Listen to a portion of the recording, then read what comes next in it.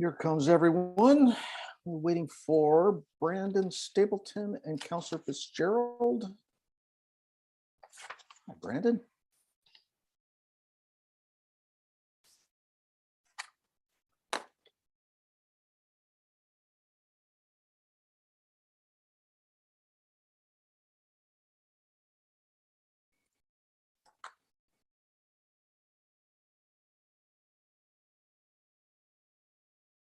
You're on mute, but welcome, Counselor Fitzgerald. I had a hard time getting in. Thank you. I apologize. All right. We're all here. So I call this meeting to order and I declare that we do have quorum.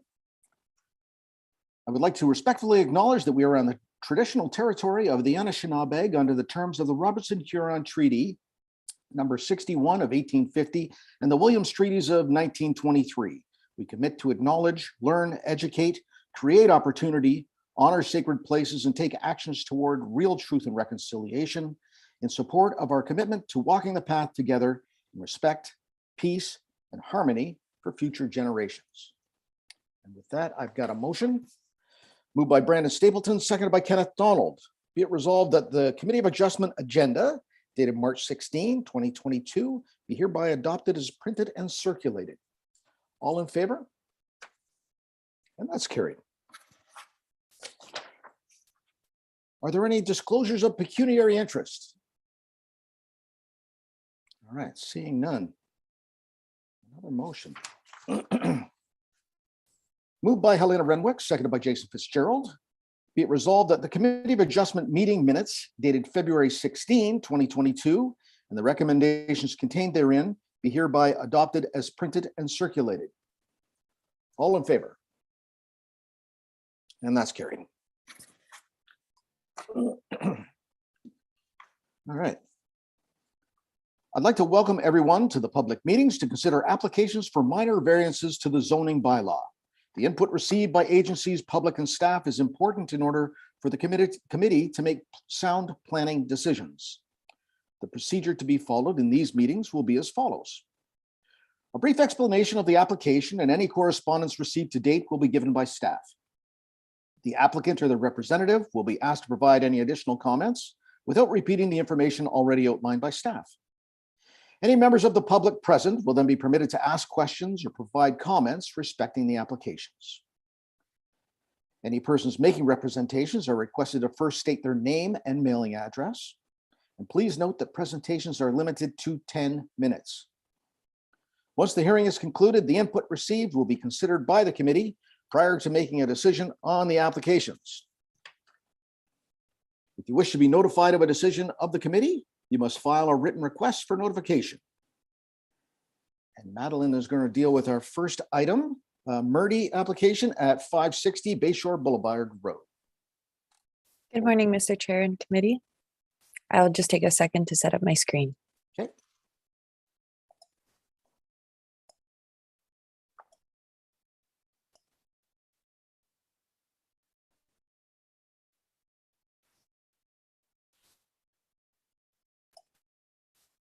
Can you confirm that you can see that okay?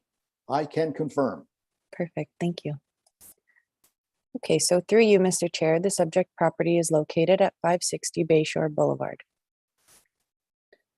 The lot is designated waterfront in Huntsville's official plan and zoned shoreline residential 1 and natural resource floodway under Huntsville's zoning bylaw.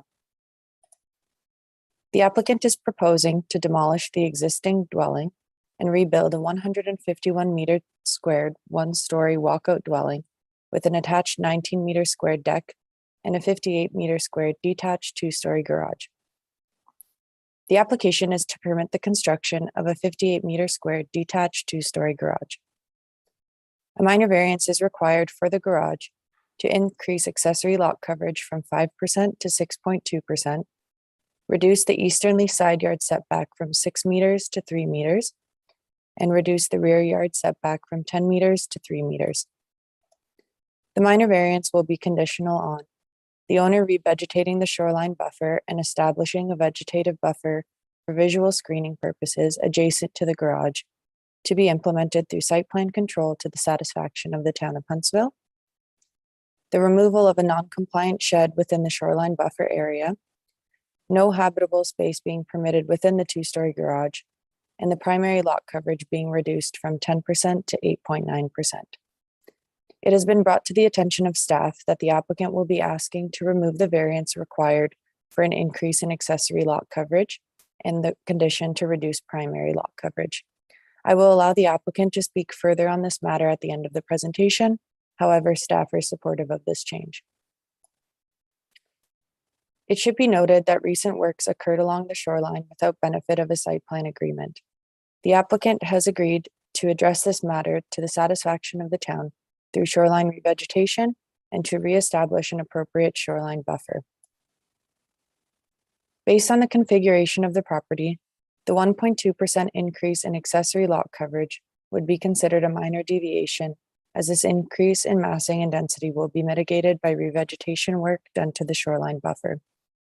The proposed garage size would prohibit further development along the shoreline, and the owners have agreed to remove a non-compliant shed in the shoreline buffer area.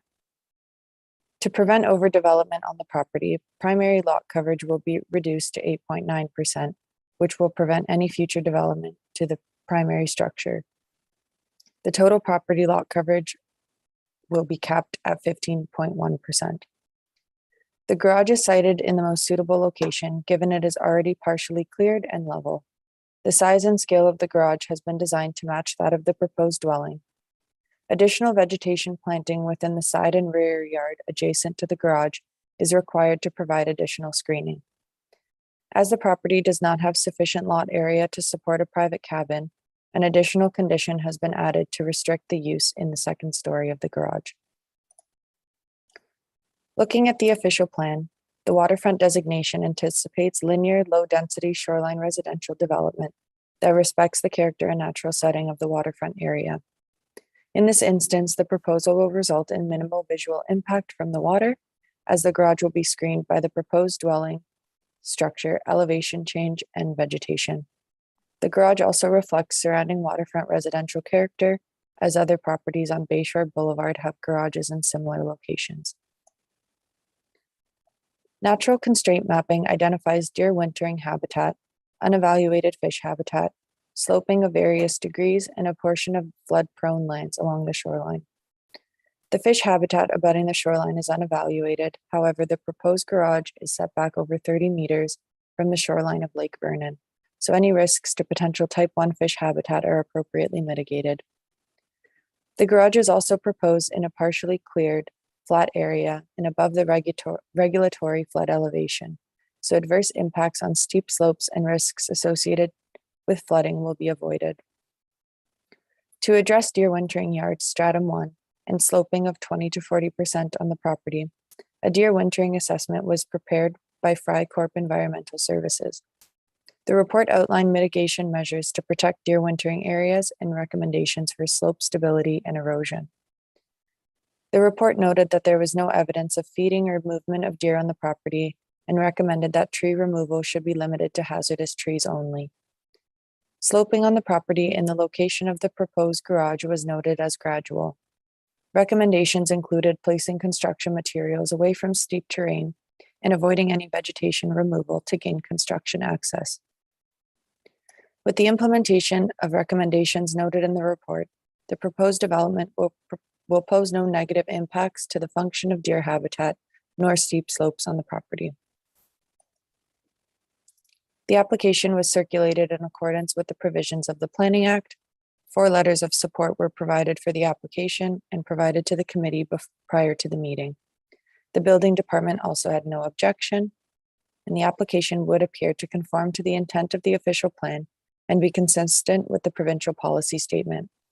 Additionally, the application appears to satisfy the 4 tests of a minor variance as set out in the Planning Act, and therefore, staff are recommending approval. Thank you, and I would be happy to answer any questions that you may have. Thanks very much. I'll call on the applicant or representative to tell us more about the change to this application.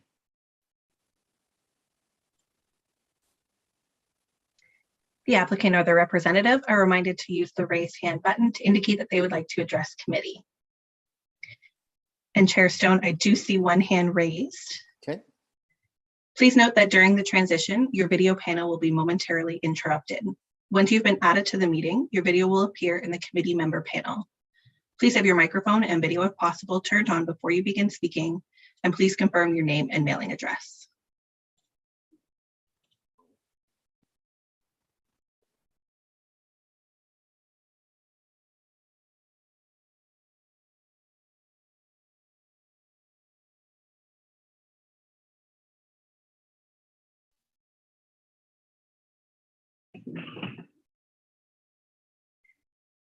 Mr. Dennis. Good morning, Chair Stone, Committee, Lenny Dennis, Wayne Simpson and Associates.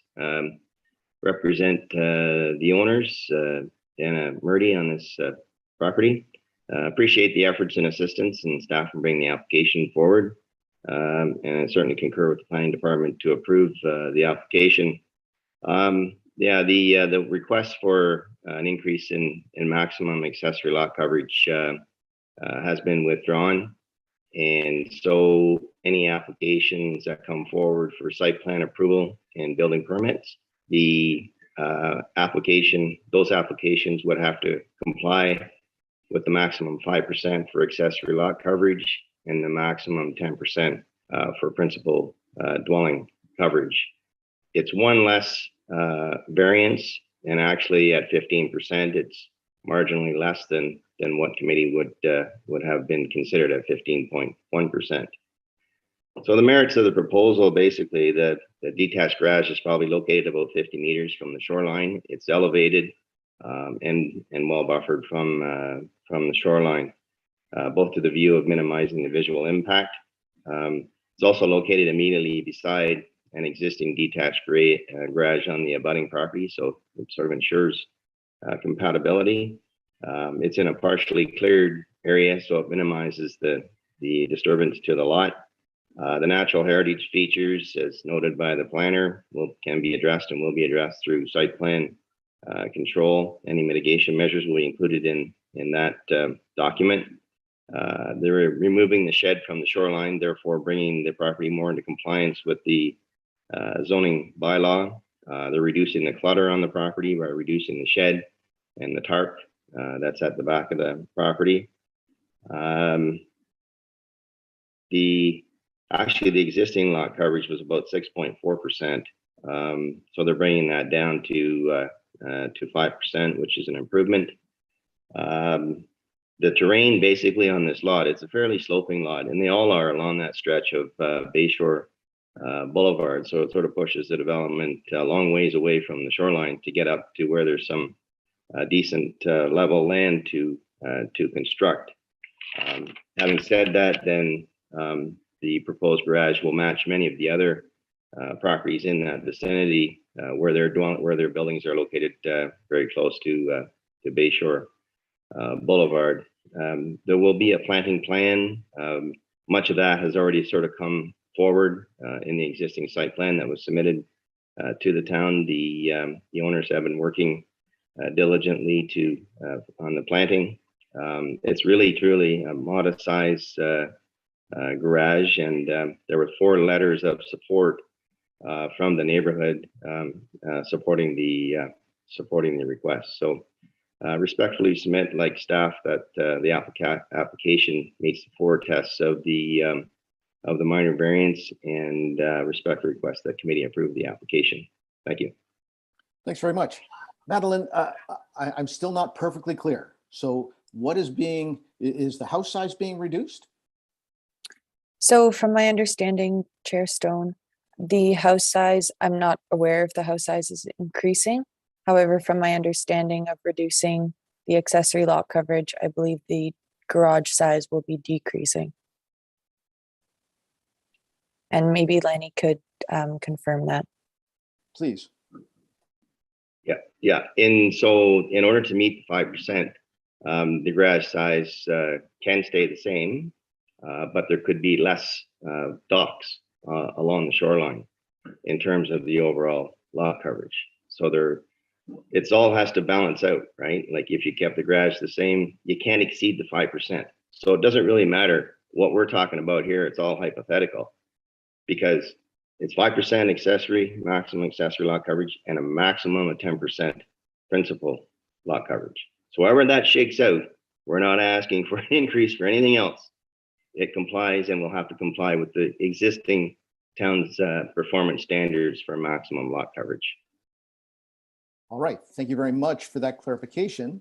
Does that change the motion before us? Madeline? Does the Sorry, motion Chair actually, Stone. does the motion actually change, the one that we will be voting on? I believe it has been amended to remove the accessory lot coverage and the condition for reduction in primary lot coverage. All right, thank you. And at this point, what's that? Sorry. Go ahead. Sorry, Chair Stone. Just to be clear, there's only two variances on the table right now. One is for the reduction to the easterly side yard, and the other one is a reduction to the rear yard for the detached garage only. And we're not That's the increasing two. the accessory lot coverage from 5 to 6.2. We're not doing that. Thank you for that. And quite frankly, the size of the house may change, but we still are capped at the maximum of 10%. Perfect. Thanks for your help. Crystal? Apologies if I may, Julie may want to pop up on this, but I do believe since the motion that was in the agenda includes the increasing the accessory lot coverage from 5 to 6.2%, that an amendment is going to be required to remove that, but I will let Julie speak to that. Thank you. All right then, Julie. Good morning, Chair Stone.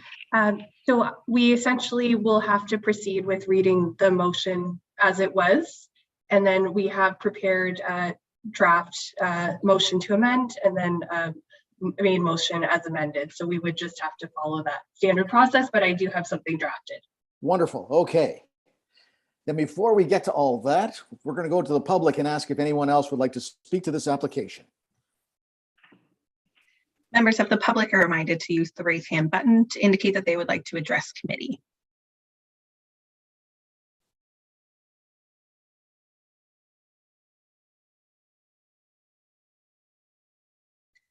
And Chair Stone, I can confirm there are no hands raised. Thank you for that. And I have to say that I love that we got the neighbors' consent.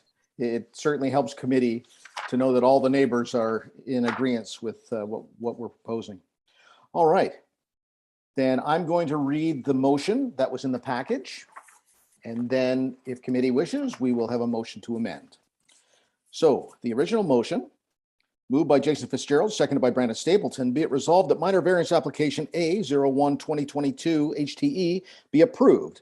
The purpose and effect of which is to provide relief from subsections 3.1.6, 3.1.15.3b, and 5.3.4 of the Comprehensive Zoning Bylaw 2008-66P in order to increase the accessory lot coverage from 5% to 6.2%. Reduce the easterly interior side yard setback from 6 meters to 3 meters for a 58 square meter detached two-story garage, and reduce the rear yard setback from 10 meters to 3 meters for a 58 square meter detached two-story garage, conditional on the owner revegetating the shoreline buffer and establishing a vegetated buffer for visual screening purposes adjacent to the garage to be implemented through site plan control to the satisfaction of the town of Huntsville. The removal of a non-compliant shed within the shoreline buffer area, no conditional or no habitable space being permitted within the two-story garage, and the primary lot coverage being reduced from 10 meters to 8.9%. 10% to 8.9%. Okay. So we're not going to vote on that. If committee members should wish to make an amendment, is there a motion to amend? All right, Mr. Donald. You're on mute. Thank you. I was waiting to be invited to speak. I do have a question. I'm a little bit confused about the condition of the primary lot coverage being reduced from 10% to 8.9%, because I understood Mr. Dennis said that there was a 10% and a 5%, so a total of 15%. So why is the primary lot being reduced? Am I missing something? Madeline, I can speak to that. Yes, Mr. Chair, thank you. So in the zoning bylaw, we have 5% accessory lot coverage, which is included in anything not attached to the primary dwelling. And then the primary structure, so the primary dwelling and anything attached, would be considered under 10% for this zoning particularly. So overall, when we would calculate lot coverage, it would be 15% if they were maximizing the 10% and 5%. However, because they were asking for an increase in the accessory lot coverage to minimize overcrowding the lot, we decreased primary lot coverage for just to have a balance. Is that clear? All right, and so I apologize to committee. I should have asked for comments or questions about this application before I read the motion. So if there's any other comments or questions? Councillor Fitzgerald. Thank you, Chair Stone. I just want to thank Madeline for the very detailed, concise report. Great job. Thank you. I would concur. Thank you. All right. Mr. Donald has moved an amendment to fix what is proposed by the applicant. We do need a seconder. All right, Councillor Fitzgerald. And if Madeline can put the amendment, or not Madeline, if Julie can put the amendment up.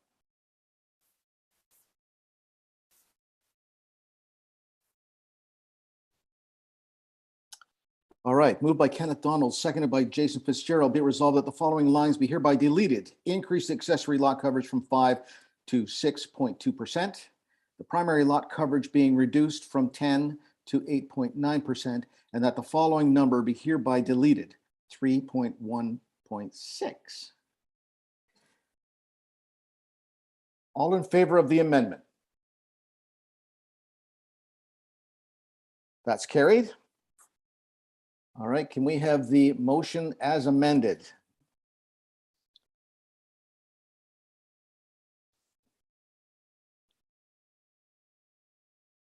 All right, thank you.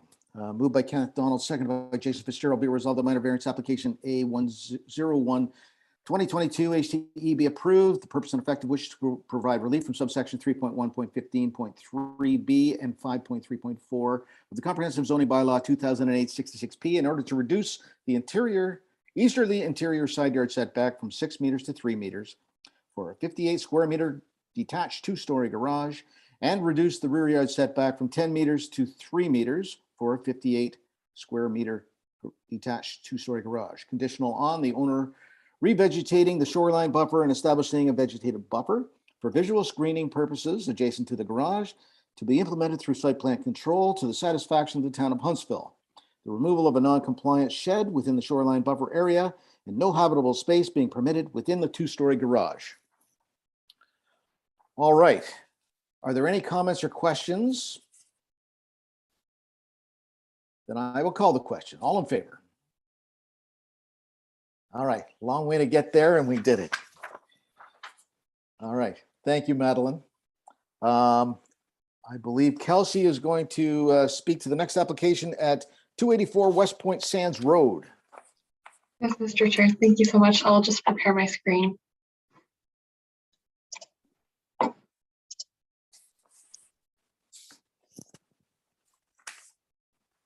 Is everybody able to see that? Yes. Perfect. Thank you. Well, good morning, everyone, and thank you again, Mr. Chair. Through you, the subject property is located at 284 West Point Sands Road.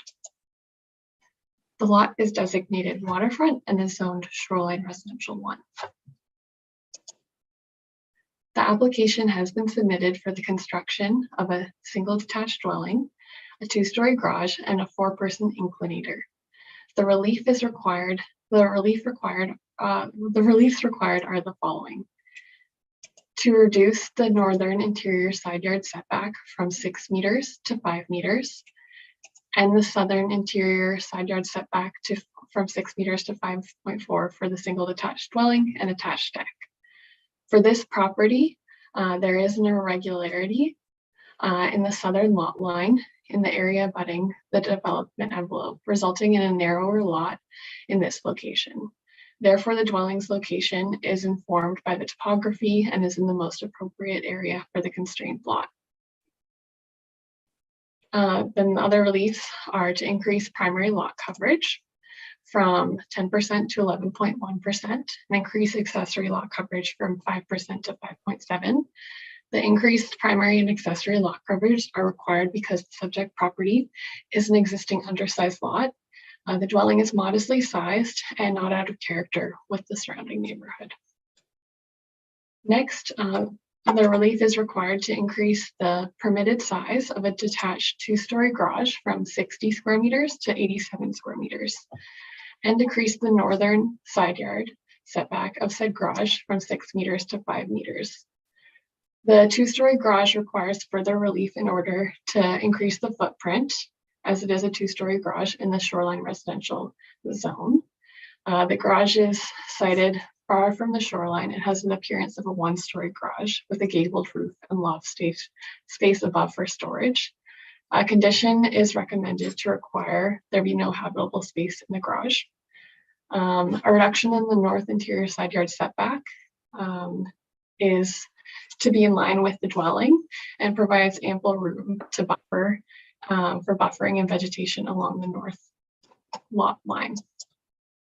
And lastly, relief is being sought for a 4-person inclinator where only a 2-person inclinator is permitted.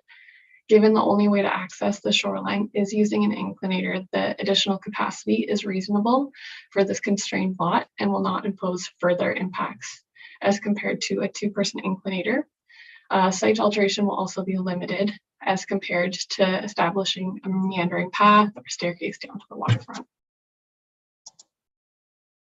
Looking at the official plan, the waterfront guidelines promote development of buildings that are sited on the most appropriate area of the lot, limiting the mass and the coverage in relation to the size and frontage of the property, and design being in keeping with the character of the surrounding area. In this instance, the proposal is informed by the sloping of the property and is significantly set back from the shoreline. The proposed development also reflects the placement of surrounding development and the residential waterfront character. The property is also within the Mary Lake Ridgeline area. Therefore, impacts of the natural view from the water line are important and need to be addressed within the application. There is substantial vegetation along the entire slope that will screen development and preserve the natural view from the water.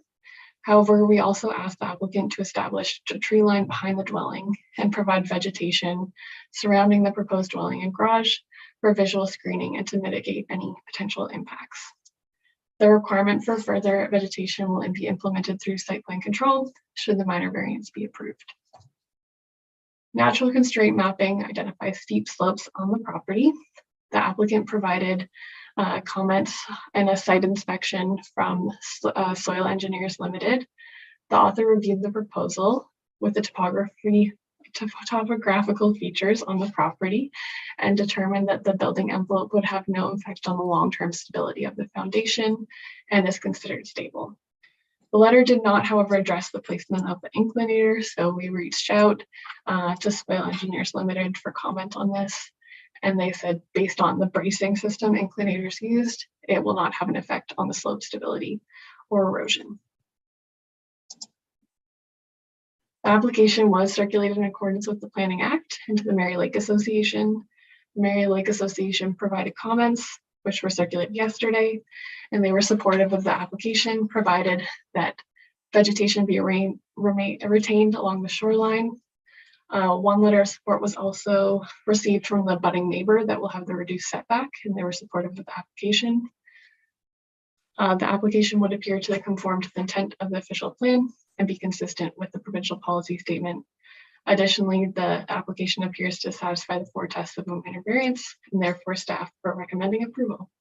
Thank you so much. I'd be happy to answer any questions. Thanks very much. I will go to the applicant or their representative to make any comments about this. The applicant or their representative are reminded to use the raise hand button to indicate that they would like to address committee. And Chair Stone, I do see one hand raised. Thank you. A reminder to please have your microphone and video, if possible, turned on before you begin speaking, and please confirm your name and mailing address.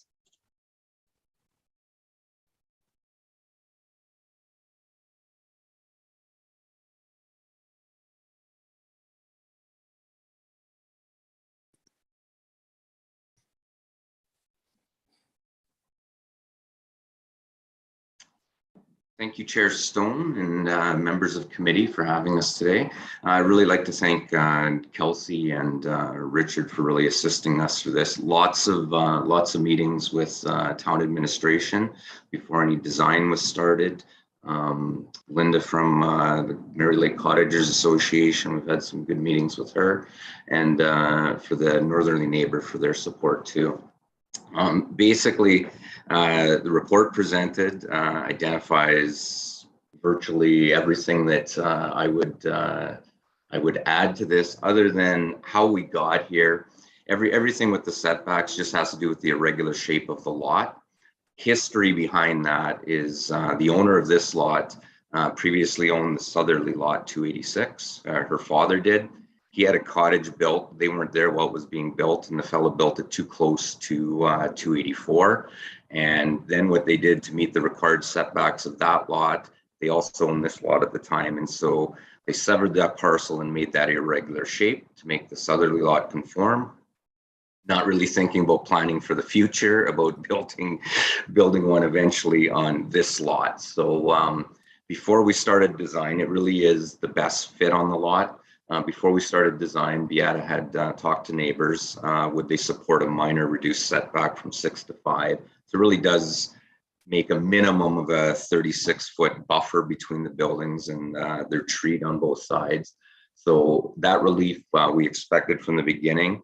I just wanted to share too, the lot coverage asks on this were a bit of a surprise late in the game. The intent was always, and the Voros family had entered into the process to purchase the Shore Road allowance. It is virtually complete, but the original Shore Road allowance survey extended into the existing water line now. So we had used that area when we were designing the buildings, understanding that we were going to be conforming to all the lot coverage asks for this, knowing that we were purchasing the Shore Road allowance. When Capes Engineering drew up the site plan, they drew it to the existing waterfront water line, and it essentially cut the lot area of the Shore Road allowance in half that they're purchasing. That caused us now to slightly exceed on the lot coverage ask. So I believe the purchase is almost complete. A new survey is being completed that reflects the area that is shown in this site plan application, and then all those lot coverages are aligning to what is asked for today. But we weren't expecting to be asking for any lot coverage relief if that original Shore Road allowance survey was accurate and didn't reflect where those the current water line is. So that's how we ended up there. So we did engage everybody ahead of time before beginning this design to make sure it was acceptable to everybody, that it did meet the 4 points, and we believe that it is the best proposal for this property. So respectfully, I would request that you guys consider everything that Kelsey has said and approve this application. All right, thanks very much. And thanks for explaining this weird shape. Yeah. All right. If you can take your video down, I'm going to ask if there's any members of the public that would like to speak to this application. Members of the public are reminded to use the raise hand button to indicate that they would like to address committee.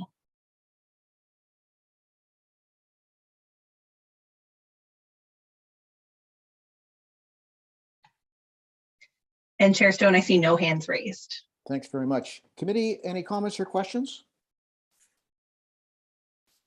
I do have one for Kelsey, actually. So you mentioned about trees being planted around the dwelling, I believe, and the Lake Association spoke about vegetation down at the shoreline. I know there's a site plan that has to be agreed to on this because it's waterfront. Is that plantings simply implied? It's because it's not in the motion itself. Yes, thank you, Mr. Chair, for the question. So yes, we would do the review through the site plan process and keep everything in mind that was in the report. But if you wanted a further condition to ensure that, well, we will ensure that that happens, but if you want something spelled out further, you can always do that as well. I don't necessarily need that. You've got it in hand. I just noticed that there wasn't a specific item on the motion. So I'm happy to leave it there. Any other comments or questions from committee? All right, I will read the motion. Moved by Kenneth Donald, seconded by Helena Renwick. Be it resolved that minor variance application A36-2021 HTE be approved.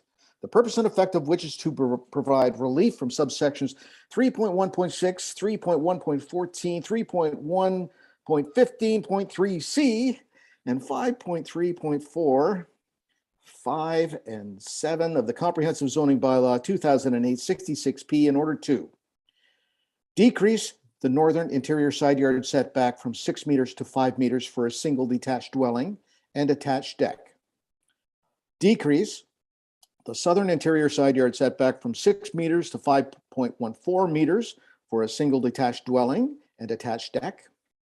Increase the maximum permitted building area for a detached two-story garage from 60 square meters to 87 square meters. Reduce the northern interior side yard setback from 6 meters to 5 meters for the two-story garage. And increase the primary lot coverage from 10% to 11.1%. Increase the accessory lot coverage from 5% to 5.7%. And permit an inclinator designed to accommodate 4 persons within the front yard setback, whereas only a 2-person inclinator is permitted. Conditional on the original shore road allowance being stopped up, closed, and purchased by the landowner, and no habitable space being permitted within the detached garage. Final comments or questions? All in favor? And that's carried. Okay. Our final application is 278 Mica Mine Road. Great, thank you. I'll just set up my screen.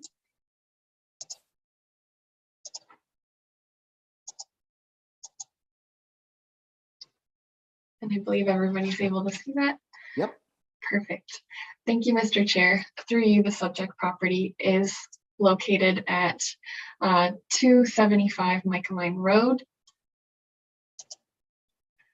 The lot is designated waterfront and is zoned shoreline residential 1.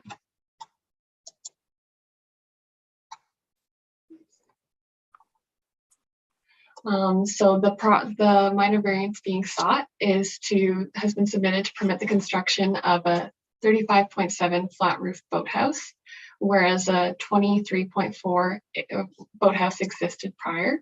A minor variance is required to increase the accessory lot coverage from 5% to 6.8%. So this application was brought before us in August under A30, and it was approved for increase from 5% to 5.46%. Unfortunately, the dimensions on the applications did not clearly distinguish the existing dock. And so you could see here highlighted. So those weren't included in the calculation. So it was unfortunately miscalculated. So regrettably, the dimensions were unclear, and further, the site plan sketch provided in support of the application contained the dimensions of the new boathouse and dock only. So therefore, this application was required to change the lot coverage provision. So you can just see here the 2 ones that were provided. So the policy and analysis discussed in A30-2021 continues to apply with respect to the boathouse. Staff continue to be of the opinion that the proposal will mitigate visual impacts through rebuilding the existing, the collapsing boathouse and preserve the existing waterfront residential character. The size and scale will remain unchanged and reflect the surrounding waterfront development.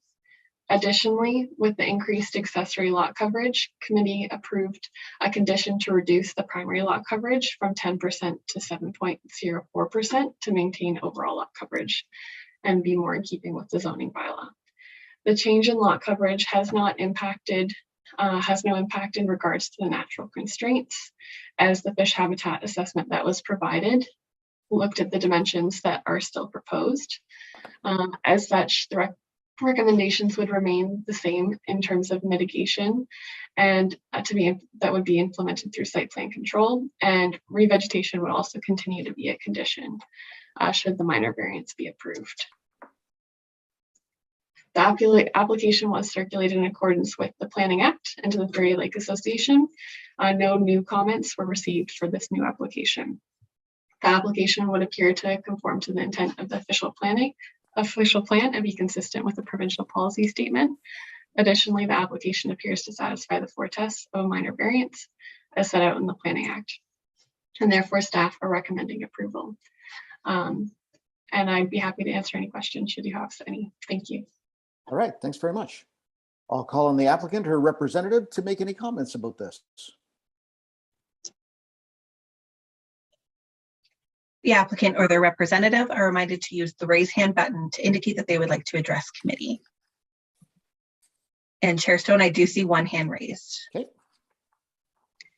A reminder to please have your microphone and video, if possible, turned on before you begin speaking, and please confirm your name and mailing address.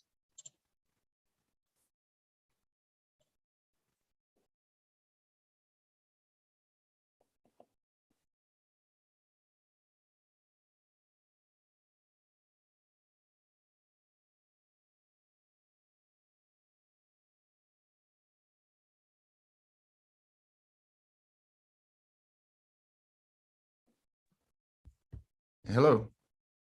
I can hear you. I can't see you. Yeah, I can't seem to find where to. I'm sorry. I'm a Teams guy. I'm not a Zoom guy. If this is okay, I don't have much to say. I won't go on camera. I just wanted to thank Kelsey and Richard because it has been a bit of a troubling process to get through this, and we thought we approved in the summer, but obviously there's a somewhat of a miscalculation on the accessory lot coverage. But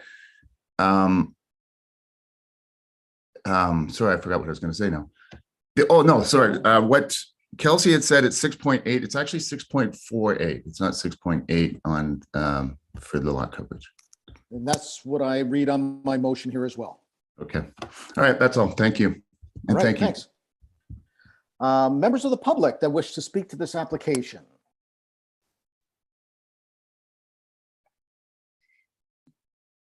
Members of the public are reminded to use the raise hand button to indicate that they would like to address committee.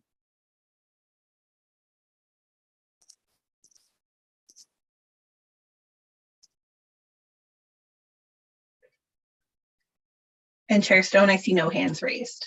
Thanks very much. Committee members, any comments or questions? I actually do have two. So Kelsey, I believe we're supposed to only have 15% amenity area, and it seems like there's quite a lot of docking across the front of this property. How do we reconcile the two? Thank you for the question, Mr. Chair. So in the original minor variance application, A30-2021, we did recognize the amenity area as existing because it had been established. And then also through the fish habitat assessment, they did recommend revegetation, which is still a condition of this application. So hopefully with that too, it'll lend to a more natural shoreline buffer. But in terms of what's the dock and the boathouse, yes, we did recognize that in the previous minor variance. All right, thank you. And you mentioned with the increase of the accessory lot coverage, we were reducing the primary lot coverage, and that's not mentioned in the motion. Yes, that was also approved in the previous minor variance, so that still stands. All right, well, thank you very much.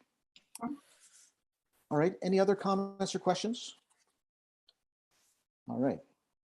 Moved by Brandon Stapleton, seconded by Kenneth Donald. Be it resolved that minor variance application A11-2022 HTE be approved. purpose and effect of which is to provide relief from subsection 3.1.6 of the Comprehensive Zoning Bylaw 2008-66P in order to increase the accessory lot coverage from 5% to 6.48%, conditional on the original shore road allowance being stopped up, closed, and sold to the landowner, the shoreline buffer being revegetated to the satisfaction of the town, and all the recommendations contained within the fish habitat assessment prepared by Riverstone Environmental Solutions, Inc., dated June 29, 2021, being implemented through site plan control. Final comments? All in favor? And that's carried. All right. I don't believe there's any new business. Therefore, oh, I need to read something else. Now that all comments have been received, I declare these public meetings respecting the above applications to be concluded. Seems odd I have to read that, but I did. All right, moved by Helena Renwick, seconded by Jason Fitzgerald. Be it resolved that we do now adjourn at 9:46 a.m. All in favor? Unanimous.